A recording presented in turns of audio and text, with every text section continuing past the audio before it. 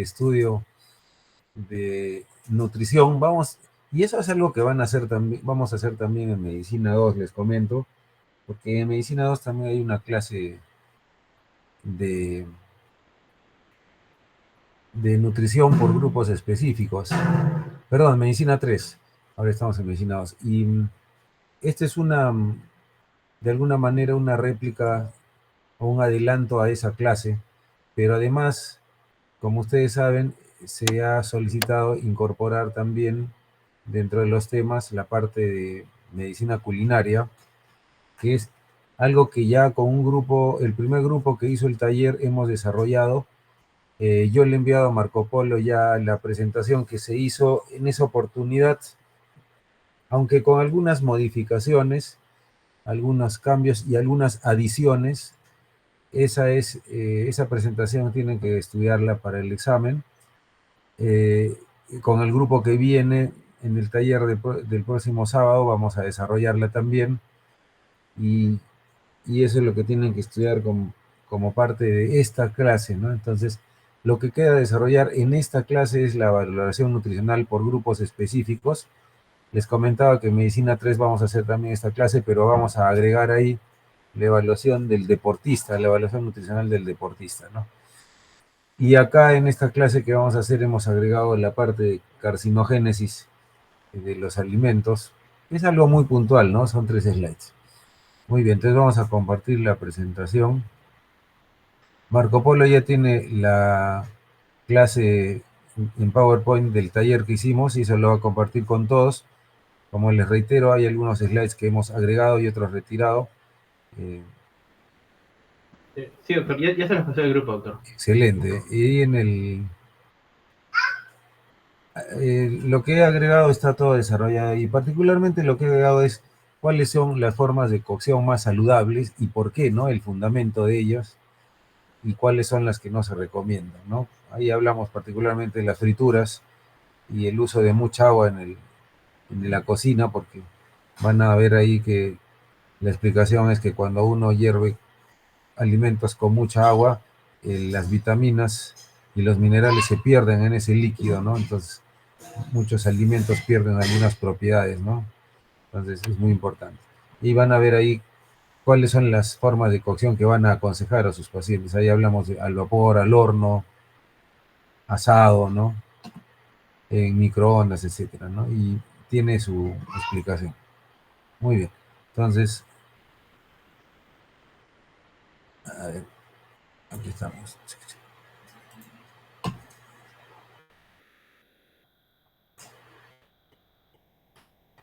Me avisas si se ve,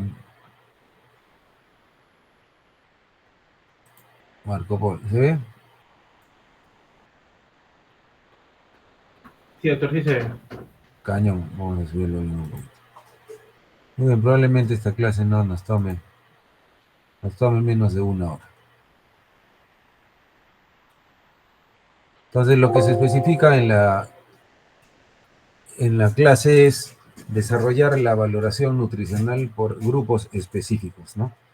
En ese sentido, vamos a hablar de la nutrición en el adulto, la nutrición en la gestante, la nutrición en la mujer que está dando el lactar, la nutrición en el adulto mayor, y hablar de algunos aspectos, bueno, muy puntuales de la carcinogénesis ocasionada por algunos alimentos en particular.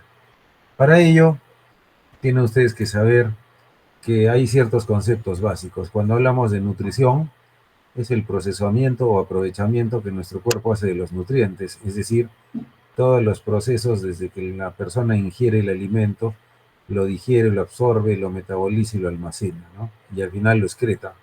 Por lo tanto, es todo lo que la célula le hace a al nutriente. Si hablamos de alimentación, es el acto de ingerir alimentos, ¿no? Hablamos de cualquier producto sólido o líquido. Y la dieta es el conjunto de alimentos que uno ingiere todos los días. Hay diferentes tipos de dieta y vamos a ver un poquito al respecto, ¿ya? Entonces, vamos a hablar en primer lugar de la nutrición en la persona adulta. Naturalmente, el adulto ya no va a tener las demandas energéticas que tiene un niño y un adolescente. Y los determinantes para estimar cuánto de energía necesita un adulto son la actividad física, eso es fundamental en la fórmula, ¿no?, de requerimiento energético calórico, la edad, el sexo, la complexión y el peso corporal, ¿no? Eh, Hay que tener en cuenta, y particularmente en las mujeres, que la mayor masa ósea se adquiere en la adolescencia. Es decir, una mujer particularmente que no hizo actividad entre los primeros 20 años, no logra encontrar o adquirir una masa ósea adecuada, y en el momento de la menopausia tendrá mayor riesgo de hacer osteoporosis. Por eso es fundamental que ustedes eduquen a sus pacientes mujeres, sobre todo, ¿no? Y les enseñen que tienen que hacer actividad física durante los años de infancia, adolescencia, porque son fundamentales para formar el hueso. Ahí hay una fórmula, ¿no? El requerimiento de energía de una persona tiene que ver con su metabolismo basal y también con el grado de actividad física, ¿no? Dependiendo de la intensidad de la actividad física hay un factor que se multiplica por la tasa metabólica basal y que nos da lugar al requerimiento calórico diario. Naturalmente, mientras mayor sea la actividad, el requerimiento energético diario será mayor, ¿no? Entonces, eh, año tras año se van renovando las pirámides de alimentación saludable. Como pueden ver, esta es la pirámide del año 2024-2025, donde se observa que en la base de esta pirámide se ha incluido la importancia de mantener estilos de vida saludable, y eso significa que una persona debería idealmente realizar 60 minutos de actividad física diaria, mantener en la parte psicológica un equilibrio emocional, utilizar, como hemos visto, técnicas culinarias saludables y por lo menos ingerir 6 vasos de agua al día. En la base de la pirámide se encuentran los carbohidratos. Estamos hablando de la pasta, del arroz, de la papa, del camote, y se recomienda en ese sentido que todos los días debe ingerirse una adecuada cantidad de carbohidratos. Llámese, y hemos hablado de carbohidratos complejos, y esto dependerá del grado de actividad física, ¿no? Y de preferencia a carbohidratos o alimentos integrales, granos enteros, ¿no? Luego, dentro de la pirámide también se habla de el grupo de verduras y frutas, donde se aconseja que por lo menos debería ingerirse 2 a 3 eh, grupos de verduras al día y 3 a 4 frutas, lo cual constituye más o menos en total 5 a 6 raciones entre verduras y frutas, ¿no? Eso es muy importante porque estas van a aportar las vitaminas, los oligoelementos y los minerales, que son fundamentales en cualquier tipo de dieta, ya que se asocian a un mejor disminuir el riesgo cardiovascular. Finalmente, ya llegando a la parte más alta de la pirámide, se habla de las proteínas y los lácteos. En el caso de los lácteos, se recomienda 2 a 3 al día, incluyendo leche, queso, yogurt, huevos. Y en cuanto a las proteínas, el consumo puede ser entre 1 y 3 porciones de proteínas. Estamos hablando de también huevos, pollo, carne, ternera, res, cordero, todo tipo de proteínas de origen particularmente animal, ¿no? Y ya en el extremo más alto, estamos hablando de carnes rojas, ¿no? O sea, abajo es carne de pollo y carne de pescado, ¿no? Y arriba ya hablamos de carnes rojas, cuyo consumo debe ser, si es posible, opcional o moderado, ¿no? Y ahí también están, pues, los embutidos y la carne proveniente o la carne roja, ¿no? Y ya en el extremo superior estamos hablando de todo lo que tiene carbohidratos refinados, ¿no? Y grasas saturadas, ¿no? Hablamos de pasteles, dulces, miel de abeja, estamos hablando de mantequilla, margarina, eh, productos de bollería, alimentos que tienen grasas trans, ¿no? O sea, lo ideal sería no consumir, ¿no? O consumir ocasionalmente. Entonces, así se constituye la pirámide nutricional. La Organización Mundial de la Salud establece parámetros de requerimientos de nutrientes para los diferentes grupos etarios, como vamos a ver. En general, se considera que una dieta equilibrada en una persona adulta está constituida por 55-60% de hidratos de carbono, 30-35% de lípidos y 10% de proteínas.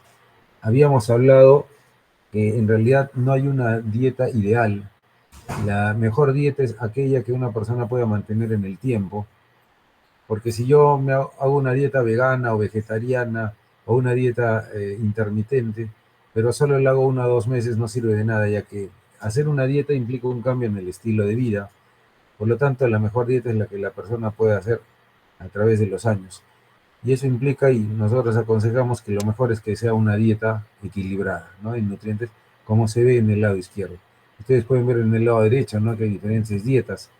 Dice o se menciona que por su composición, la dieta, digamos, que está un poco por encima, hablando de beneficio cardiovascular, de que las demás es la dieta mediterránea, ¿no? Y luego, bueno, hay diferentes tipos de dieta basada en plantas, baja en carbohidratos, alta en proteínas, la dieta intermitente, ahora la dieta cetogénica, ¿no?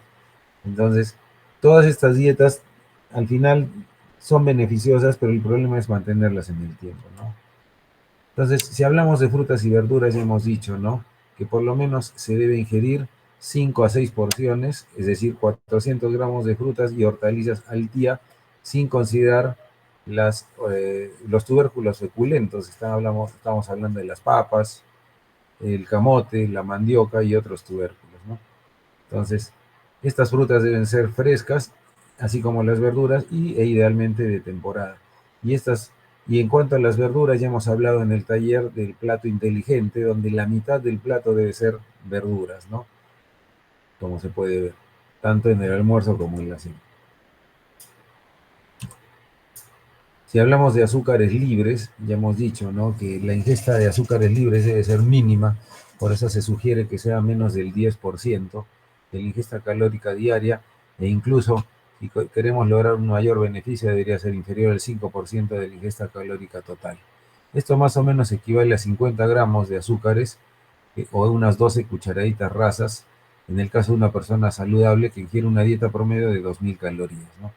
Pero mientras menos azúcar libre es mejor. ¿Y cuáles son los azúcares libres? Aquellos que generalmente se agrega un fabricante a algunos alimentos o bebidas, ¿no? Pero también están los azúcares naturales, por ejemplo, la miel de abeja, el azúcar blanca, el azúcar rubia, los zumos, los concentrados de frutas. Por eso ya les hemos dicho que es mejor recomendar a una persona que ingiera las frutas enteras a que tome jugos y extractos, porque ahí se pierden las propiedades por la pérdida de la fibra, ¿no? Reducir el consumo total de grasa a menos del 30%. Las grasas no saturadas son las más recomendables. Hablamos de las poliinsaturadas y las monoinsaturadas, que están presentes en pescado, omega 3, aguacate, las monoinsaturadas junto a frutos secos, y los aceites de girasol, soya, canola y oliva, que también tienen grasas monoinsaturadas, que son preferibles a las saturadas. Y si hablamos de grasas saturadas y grasas trans, como pueden ver en la imagen de la derecha, estas se encuentran en las carnes grasas, la mantequilla. Si hablamos de aceites de palma y coco, la nata, el queso, la mantequilla, la manteca de cerdo. Y las grasas trans son aquellas producidas industrialmente, con grasas que tienen una capacidad o un potencial aterogénico altísimo y están presentes en pizzas, galletas, tartas, pasteles, ¿no? Aceites de cocina, pastas untables, porque al volverse, se vuelven trans para hacerse sólidas, ¿ya? Pero son altamente aterogénicas. Entonces, una persona que quiera disminuir su riesgo cardiovascular tiene que disminuir el consumo de colesterol a menos de 300 miligramos al día o menos de 10% de grasas saturadas, e incluso una persona que ya tiene un problema cardiovascular como antecedente debería de reducirla a menos de 200 miligramos al día y las grasas saturadas a menos del 7%. Si hablamos de proteínas en una persona sana, su aporte debe ser 0,8 gramos kilo día, que es 10% del aporte diaria, dado que el excederse en las proteínas también puede predisponer a daño renal y algunos tipos de cáncer. pero no se deben eliminar por completo porque las proteínas son la fuente principal de vitamina B12 y además aportan hierro y zinc. En cuanto a la sal, el sodio y el potasio, hemos dicho que la ingesta máxima recomendada de sal es 5 gramos por día, lo que equivale a una cucharadita de té. Recuérdense que no es lo mismo decir sal que sodio, ¿no? Cuando hablamos de sodio decimos 2,8 gramos de sodio, ya que 1 gramo de sal contiene 400 miligramos de sodio, ¿ya? Pero nosotros en términos prácticos le decimos al paciente, ingiere 5 gramos de sal, ¿no? Que es como una cucharadita de té. Y también la ingesta de potasio es importante porque el potasio se contrapone al efecto negativo del sodio en el control de la presión arterial. Y por lo menos debería ingerirse 3,5 gramos de potasio al día. Si hablamos de fibra, la fibra es fundamental. Se sugiere una ingesta de más o menos 25 gramos por día. Y la fibra, por su efecto sobre principalmente el nivel de colesterol, disminuye la incidencia de enfermedad cardiovascular, diabetes, enfermedades del colon. Si hablamos de la fibra, ¿cuál es la fibra que más está asociada a disminución del colesterol? La fibra soluble, que está en la avena, el arroz, la manzana, los cítricos, las frutas, algún tipo. Y la fibra, esta es la fibra que, eh, que capta el colesterol a nivel del intestino y evita o contribuye a disminuir la colesterolemia sanguínea, o la colesterolemia, perdón, estoy redundando. En cambio, la fibra insoluble es la fibra que le da volumen al bolo fecal y se utiliza para mejorar el tránsito intestinal, ¿no? En pacientes que, por ejemplo, tienen estreñimiento. Y ahí estamos hablando particularmente de productos integrales, semillas, algunos tipos de verduras, el brócoli y las uvas, ¿no? En cuanto al calcio, un adulto sano debe ingerir entre 800 y 1200 miligramos en 24 horas. Y si hablamos de una dama en posmenopausia, esta ingesta debe ser incluso mayor, 1200 a 1500, porque en ellas hay una desmineralización ósea acelerada y por eso el aporte debe ser mayor. Para que tengan una idea, una referencia, un vaso de leche entera tiene 200 miligramos, 250 miligramos de calcio. Un yogur natural, más o menos medio vaso, tiene 180. 100 gramos de queso fresco pueden tener hasta 600 miligramos de calcio, para que más o menos se haga una idea. En cuanto a la ingesta alcohólica de un adulto, se recomienda beber con moderación. Un adulto puede tomar 2 tragos al día y una mujer 1. ¿Y a qué se refiere con un trago? Por ejemplo, a 12 onzas de cerveza, 8 onzas de licor de malta, 5 onzas de vino y 1,5 onzas de licores o destilados. Hablamos del ron, el vodka, el whisky, ¿no? El ginebra. Entonces, un varón podrá ingerir 24 onzas de cerveza, que son 2 cervezas, ¿no? 10 onzas de vino, que son 2 copas, ¿no? Y así por el estilo, ¿no? Entonces, siempre les van a preguntar en la práctica, doctor, una persona de 40, 50 años, yo quiero tomar vitaminas porque me han dicho que son buenas. Ahorita me siento agotado, me siento cansado, me olvido las cosas, no duermo bien o me duermo mucho. Necesito que me dé unas vitaminas. Una persona que tiene la capacidad de ingerir alimentos normalmente y que se alimenta adecuadamente con esas raciones de frutas y verduras, no necesita vitaminas para nada. Solo se da vitaminas a niños en crecimiento, a personas que tienen una mayor demanda nutricional, por ejemplo, grandes quemados, o personas que por AB no pueden ingerir una cantidad adecuada de frutas y verduras, gerontes, ¿no? Mujeres, por ejemplo, durante la gestación, etcétera, ¿no? Entonces, en periodos críticos de la vida sí podría ser dable, pero una persona adulta generalmente no debe ingerir vitaminas, todo está en la naturaleza. Si hablamos en la gestante en particular, decimos que la nutrición debe empezar antes de la concepción, ya que el estado nutricional de la madre impacta considerablemente la evolución del embarazo y el desarrollo del bebé. Sí es necesario administrar suplementos a una mujer embarazada sana, incluso desde la periconcepción hasta la lactancia por las demandas. Antes se decía que solo se le debía dar hierro y ácido fólico, por ahora se ha visto que la demanda de todas las vitaminas es mayor, por lo tanto se debería aconsejar en toda mujer desde el inicio de la gestación tomar multivitamínicos y no solo ácido fólico y hierro. Es importante saber que una persona con síndrome metabólico, un varón, por ejemplo, disminuye la calidad de su espermatograma o sus espermatozoides, y eso puede llevar a problemas de fertilidad de origen masculino. Una mujer con obesidad puede estar asociada a un síndrome ovario poliquístico y no ovular, pero también una persona o una mujer muy delgada también tiene problemas de ovulación. Los extremos de peso son negativos para la fertilidad. Es importante que, de acuerdo al peso que tiene una mujer al iniciar el embarazo, se considere cuánto debería ganar en la gestación. Si estamos hablando de una persona que tiene obesidad, esta persona no debería ganar más de 9 kilos durante toda la gestación, ¿no? Eso es algo muy importante, porque con eso van a evitar probablemente la macrosomía fetal, la preeclampsia. Entonces, el embarazo es un periodo de adaptación metabólico intensa. Y durante el primer trimestre del embarazo hay una hiperinsulinemia, y en el segundo y tercer trimestre más bien en la paciente por la ganancia de peso puede haber una resistencia a insulina.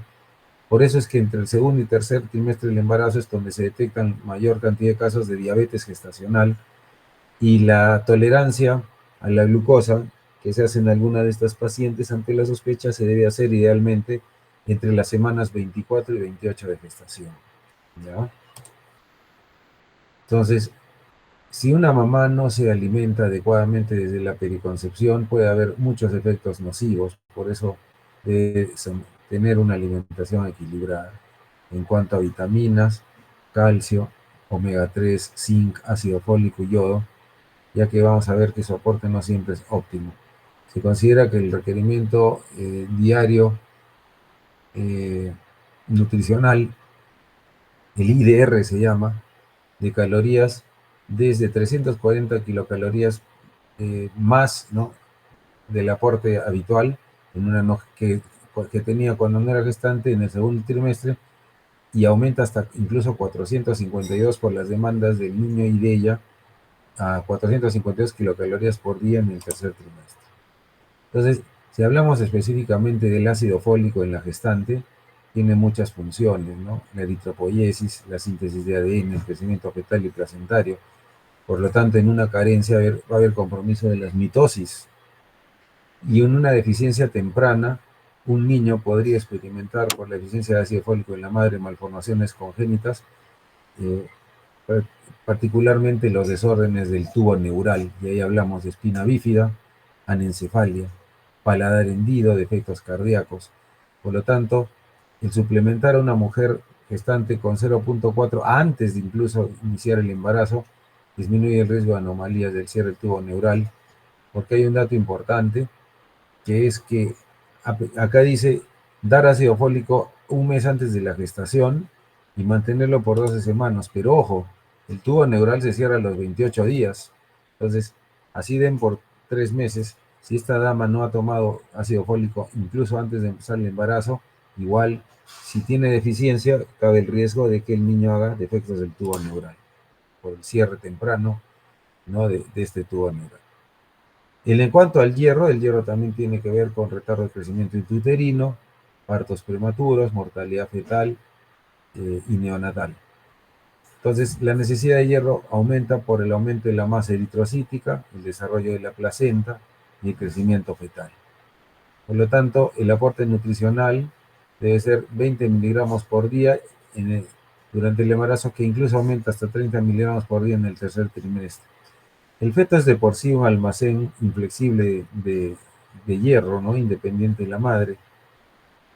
Y habitualmente hay que tener en cuenta que las mujeres en edad de procrear tienen reservas insuficientes de hierro, y eso se ve muy comúnmente justamente por las pérdidas menstruales, ¿no?, que pueden ser altas. Pero nosotros en el día a día vemos damas que tienen compromiso, anemia, con constantes corpusculares afectadas, ¿no?, anemias de tipo microcítica hipocrómica que corresponderían a anemias por deficiencia de hierro. En cuanto al yodo, es fundamental, ya que su necesidad aumenta durante el embarazo, y es fundamental y es muy necesario para la mielinización neuronal. Los requerimientos de yodo se estiman en 200 microgramos por día en la mujer gestante. La síntesis de hormona tiroidea aumenta en un 50% durante el embarazo y por lo tanto la subcarencia de este nutriente puede generar hiperplasia tiroides en el feto y también anomalías congénitas, muerte intraútero. Y ustedes saben, ¿no? El hipotiroidismo congénito puede dar lugar a disminución o afectación del coeficiente intelectual. Tenemos niños, ¿no?, con hipotiroidismo congénito que se ven severamente afectados cuando el uso de hormona tiroidea no se hace tempranamente. Se sugiere que debería ser dentro de las primeras 5 semanas del parto para que esto no afecte el desarrollo cognitivo, ¿no? Pero muchas veces se hace después. Entonces, la deficiencia de yodo es la causa más frecuente de discapacidad del desarrollo intelectual.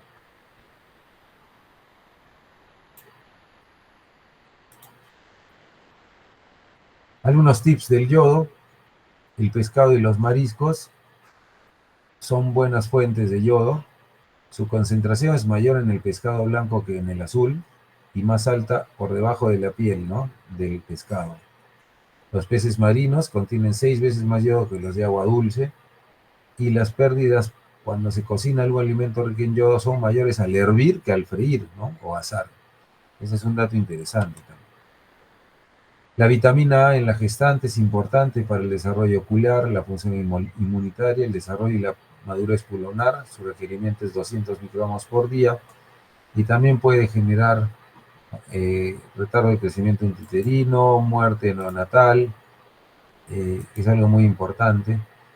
Hay que tener en cuenta a las damas que jóvenes se hacen cirugía bariátrica porque si hay una deficiencia o no se suplen los nutrientes después de esta cirugía, esta paciente puede tener pérdidas fetales, neonatales, compromiso de microftalmia en su bebé, pero también hay que tener cuidado del exceso de vitamina D.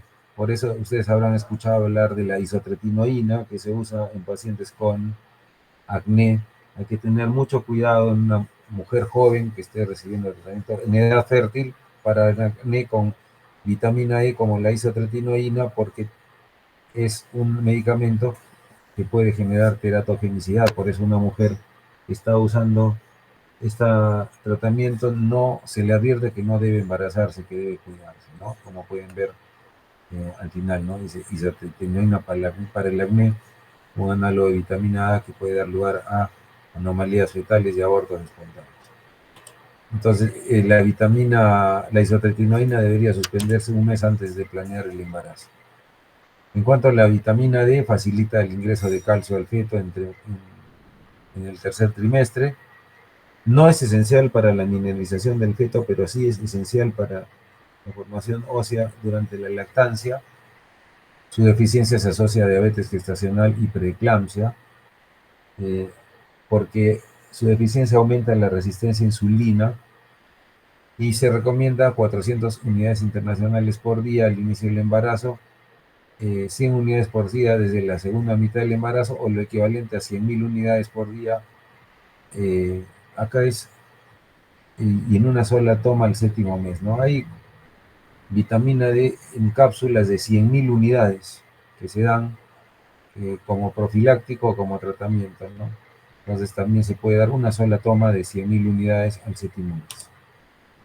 En cuanto al calcio, se sugiere 1.000 a 200 miligramos por día, que se absorbe mejor durante el embarazo, y en general basta con el consumo habitual de leche y productos lácteos para suplir las necesidades.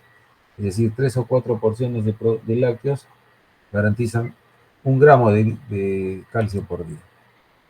Los ácidos grasos omega 3, ya hemos hablado de ello, reducen la incidencia de prematurez y preeclampsia, mejoran el desarrollo cerebral del feto, y estos están en el pescado de carne negra, el uno dice en pescado azul, y estos compuestos son el DHA y el EPA, ¿no? Entonces se sugiere 500 miligramos de DHA y 250 de EPA, ¿no?, que más o menos corresponde a un consumo de 2 gramos por día de ácidos grasos omega 3.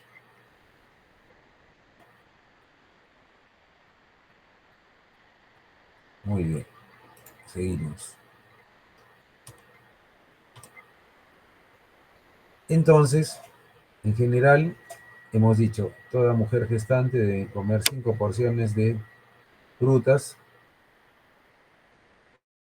entre 5 porciones de frutas y verduras, ¿no? Hemos dicho entre 5 y 6 porciones de frutas y verduras, 3 o 4 porciones de lácteo por el aporte de proteínas y calcio, una porción de carne al día por el aporte de hierro, 2 porciones de carne de pescado negro por semana para asegurar el aporte de omega 3, ¿no? Aporte energético adecuado basado en cereales y féculas y preferir las grasas vegetales a animales. ¿Qué pasó, hijo? A ver, ya está. Si hablamos ya de la mujer en la etapa de lactancia, decimos que la producción de leche depende mucho del estado nutricional de la mujer y de la frecuencia de la succión del bebé y qué tan bien hidratada está la mamá. Entonces, la composición adecuada de la leche depende de la calidad de la ingesta dietética de la mamá. Por eso hay incremento de algunas necesidades de nutrientes. Ustedes saben cuáles son los beneficios de la lactancia materna, ¿no? Son muchos, y ahí se los he puesto para que lo sepan. Entonces, los primeros 6 meses la mamá tiene que producir 550 a 1200 mililitros por día de leche materna, y cada 100 mililitros le demandan a la mamá un gasto calórico de 75 kilocalorías. Por lo tanto, el aporte calórico diario en los primeros 6 meses aumenta en 500 kilocalorías de su requerimiento habitual y 400 los siguientes 6 meses, ¿no? Y el hecho de producir leche por la mamá impone un gasto de 0,5 kilos por semana por la demanda calórica, ¿no? Y cuando una mujer ingiere menos de 1800 kilocalorías por día, se disminuye la producción de la leche. Por lo tanto, el aporte calórico debe ser adecuado y la ingesta de líquidos también. En ese sentido, se recomienda que la mujer debería ingerir 1,1 gramos kilo día de proteínas, lo que equivale más o menos a 25 gramos más de proteínas por día de lo que ingería antes del embarazo. Y hay que tener en cuenta que el 70% de las proteínas ingeridas se transforman en leche, ¿ya? Entonces, la demanda o el uso de proteínas para la producción de leche es muy importante. Acá ven un cuadro donde se observa claramente la composición o la diferencia en la composición de la leche materna versus la leche de vaca. No se recomienda el uso de leche de vaca durante al menos los primeros 2 años en un niño porque la leche de vaca, y particularmente el primer año, está asociada a fenómenos autoinmunes. Se ha visto estadísticamente que un niño que toma leche de vaca muy temprana edad puede desarrollar diabetes tipo 1. Y como pueden ver, la leche de vaca tiene una mayor composición en caseína y menor de 0 proteínas, a diferencia de la leche materna, que al revés tiene menos caseína y más 0 proteínas, ¿no? El aporte de grasas en la leche materna es mayor y dependiente de la producción de ácidos grasos esenciales, ácidos grasos insaturados, que son favorables para el bebé, ¿no? La relación calcio-fósforo en la leche materna es mayor, hay mayor aporte de vitaminas, ¿no? Y el hierro, a pesar de que es menor el aporte, es más biodisponible el hierro de la leche materna que el de la leche de vaca. En cuanto a los hidratos de carbono, más o menos se sugiere que la ingesta sea 210 gramos por día, pero eso depende también de las características de la madre, ¿no? Y en cuanto a los lípidos, de hecho, la ingesta de lípidos y grasas debe ser adecuada, ya que si no, la mujer recurre a sus depósitos grasos y baja de peso, ¿no? No existe una dieta exacta recomendada de grasas, pero lo que sí se aconseja es que se evite las grasas trans, que se recurra mayormente a grasas poliinsaturadas y monoinsaturadas, y ahí estamos hablando de las grasas omega 3 particularmente, pero también las omega 6, y debe mantenerse un aporte de omega 6 de 13 gramos por día y 1.3 de omega 3. Ya hemos dicho en qué dónde está el omega 3, particularmente están en las grasas de pescado, ¿no? Sobre todo la EPA y la DHA. La ingesta de yodo debe ser mayor incluso que durante la gestación y puede llegar hasta 290 microgramos día, y la de zinc 12 miligramos al día en la lactancia. Hay que tener en cuenta que una mamá que abusa de consumo de frutas ácidas puede provocar diarreas en el lactante, y que algunas verduras y hortalizas como la col, la alcachofa, los espárragos, el poro, la cebolla abajo, en cantidades ingeridas en cantidades muy altas pueden traspasar la leche y dar molestias al bebé. Igual las especias, por eso se tiene que moderar la ingesta de tanto estas verduras como las especias, ¿no? Si hablamos del adulto mayor, ustedes saben que en el envejecimiento, que es un conjunto de cambios morfológicos, fisiológicos, consecutivos a la acción del tiempo, hay muchos aspectos que se modifican. Ojo que para el 2030 se considera que habrá 1.400 millones de personas mayores de 60 años. La población adulta mayor está aumentando a nivel mundial. Y hay muchos aspectos que se modifican en, en el envejecimiento. La talla disminuye progresivamente a partir de los 60 años por el aplanamiento de las vértebras. Hay pérdida de masa muscular, que es algo que ahora se está viendo y trabajando mucho. El estimular a las personas mayores a hacer actividad física para evitar la sarcopenia, eh, que se acelera después de los 60 años, disminuye el metabolismo basal, lo cual implica que también el aporte calórico debería un poco disminuir, y la pérdida de peso en el adulto mayor, ojo con eso, puede ser un predictor de mortalidad, ¿ya? Entonces, una persona mayor de 70 años que tiene un índice de masa corporal de menos de 25 es una persona con mayor riesgo de mortalidad. ¿De qué depende la vejez, no? Porque nosotros vemos personas de 70 años que están recontra bien paradas y viejitos de 70 años que están muy, muy mal físicamente, ¿no? Muy afectados. Depende de la herencia, del medio ambiente donde viven, del estilo de vida que ellos han llevado, sus hábitos, es decir, y de las patologías que ellos tienen, ¿no? Entonces, es muy importante. El paciente geronte o la persona geronte tiene una serie de cambios fisiológicos, ¿no? Se altera la función gastrointestinal, tanto las secreciones digestivas, la composición de la saliva, hay alteraciones motoras en el tránsito intestinal, lo que puede generar reflujo, hay estreñimiento, hay malabsorción de nutrientes, sobre todo el calcio y el hierro, hay deterioro cerebral, y muchas veces estos pacientes no ingieren la cantidad adecuada de agua y alimento porque viven en situación de aislamiento, de soledad y depresión, donde les quite el apetito, y naturalmente hay algunos que tienen disminución del poder adquisitivo y se vuelven dependientes a lo que sus familias les puedan brindar. La polifarmacia también es una condición que hace que en ellos surjan, por ejemplo, problemas de apetito. Entonces, una forma de valorar el estado nutricional de un geronte radica en ver la pérdida de peso en los últimos 6 meses.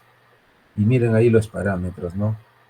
Cuando la pérdida es severa, se habla de que el paciente geronte ha perdido más del 5% en un mes, más de 7.5% en 3 meses y más del 10% en 6 meses.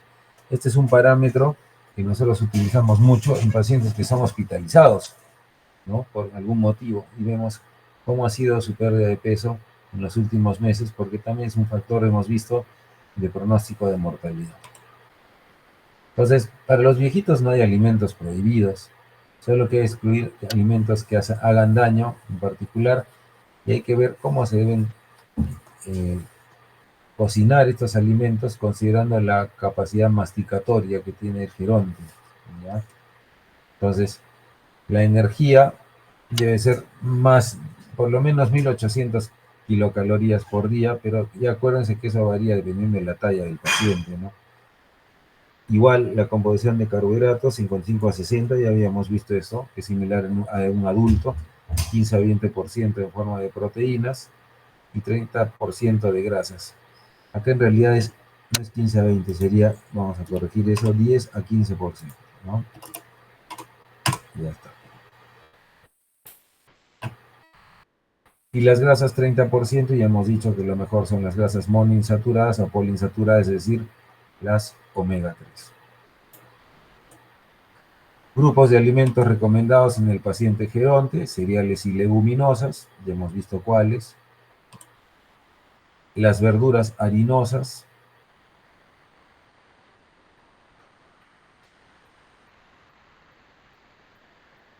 En el geronte, debido a la disminución de la capacidad masticatoria, disminución de las secreciones salivales y en general las digestivas, mayor riesgo de reflujo gastroesofágico, mala masticación. Hay que tratar de hacer alimentos y cocinarlos para que sean mejor digeribles o más digeribles, ¿no?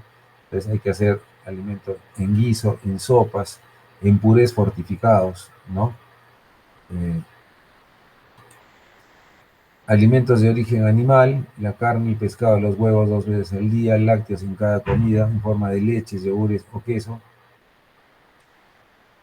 Grasas y azúcares consumir en pequeñas cantidades, ¿no?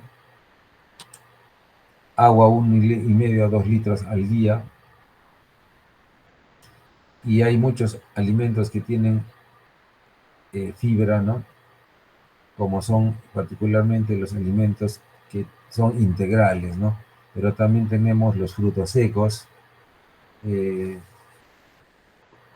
las frutas y las verduras, ¿no? Como las espinacas, los rabanitos, eh, las legumbres como las lentejas, verduras como la zanahoria, la beterraga, es decir, aumentar aportar mayor cantidad de fibra en estos pacientes para mejorar el tránsito intestinal, eso sumado a una cantidad adecuada de agua, ¿no? Como hemos visto en el adulto, restringir el sodio, incluso acá se menciona a menos de una cucharadita, sería 2/3 de cucharadita de sal de mesa, ¿no? Menos que una cucharadita, que es lo que se aconseja en el adulto. Restringir azúcar, restringir frituras. Esta persona debería ingerir en un buen ambiente y no comer sola, que los platos sean más atractivos, ya que, como hemos dicho, hay una serie de cambios fisiológicos que hacen que para ellos la comida no resulte tan atractiva.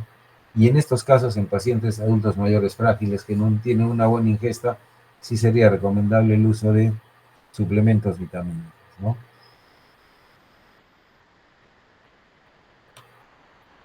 Las vitaminas y minerales en general: la B12 2,4 miligramos por día, la vitamina D 600-800 unidades por día, el ácido fólico 0,4 miligramos, el calcio 1.200, el potasio 4,7 miligramos, perdón, 4,7 gramos. Ya hemos dicho que el potasio tiene un efecto beneficioso sobre la presión. El zinc en el hombre 11 miligramos por día, la mujer 8, ya que mejora la inmunidad, mejora las mucosas, mejora favorablemente influye favorablemente sobre el sentido del gusto y sobre la cicatrización de las heridas.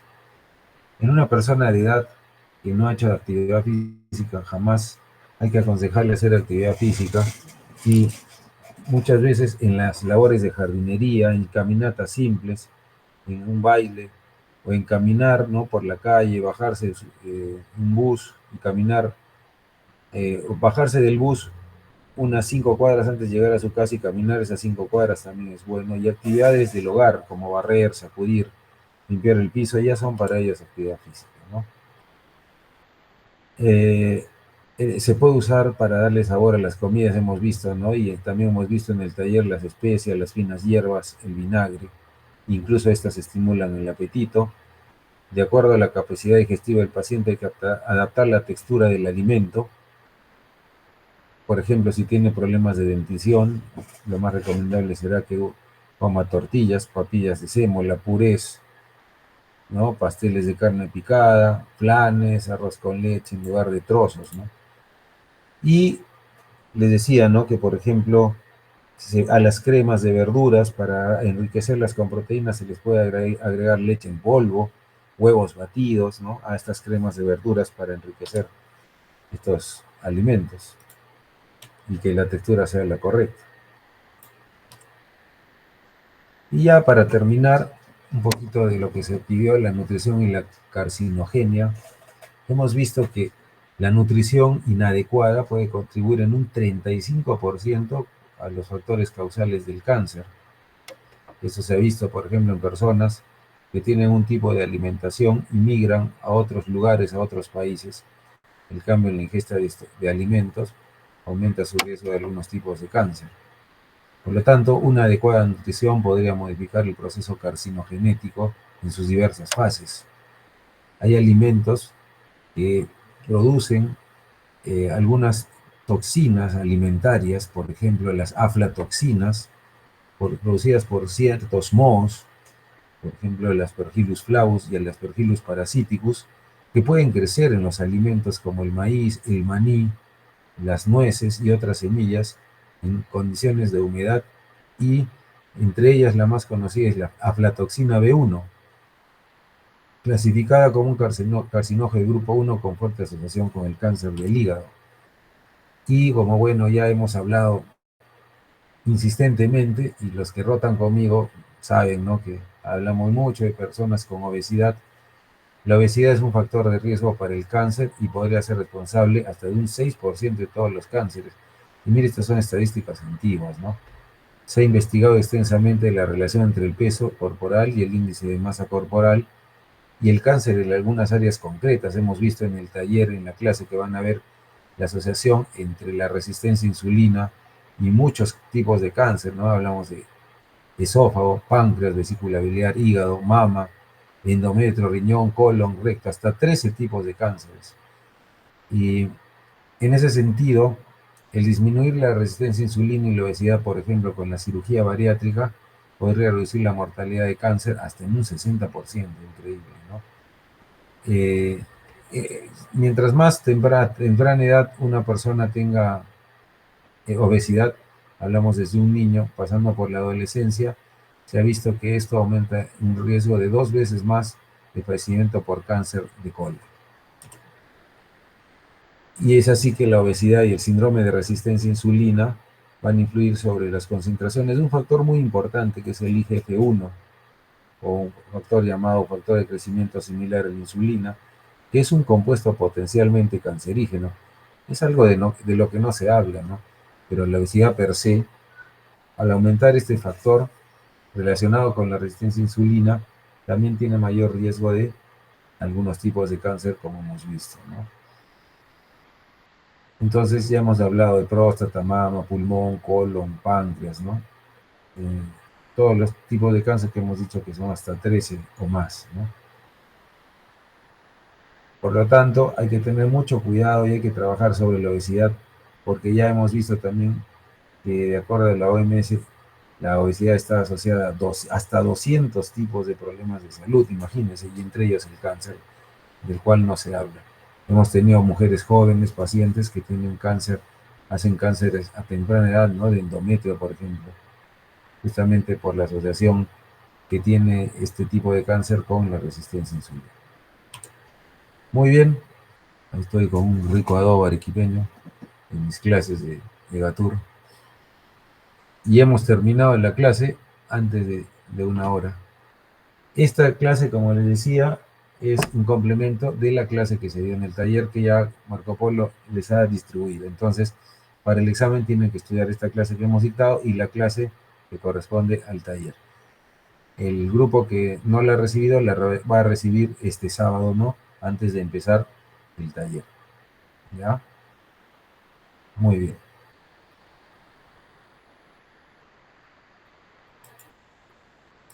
Marco Polo, no sé si hay alguna pregunta por ahí, y si no la hay, ha sido un gusto, como siempre, poder compartir con ustedes esta clase. Que tengan un buen descanso y a seguir estudiando. Espero que hayan dado bien su examen de endocrino. Ya comentaremos con mi grupo el día viernes. Un fuerte abrazo para todos y nos vemos pronto. Hasta luego, chicos. Muchas gracias, doctor. Hasta luego, doctor. Gracias. Hasta luego. Chao, Buenas noches, doctor. Gracias. chao, chicos. Un abrazo. Chao.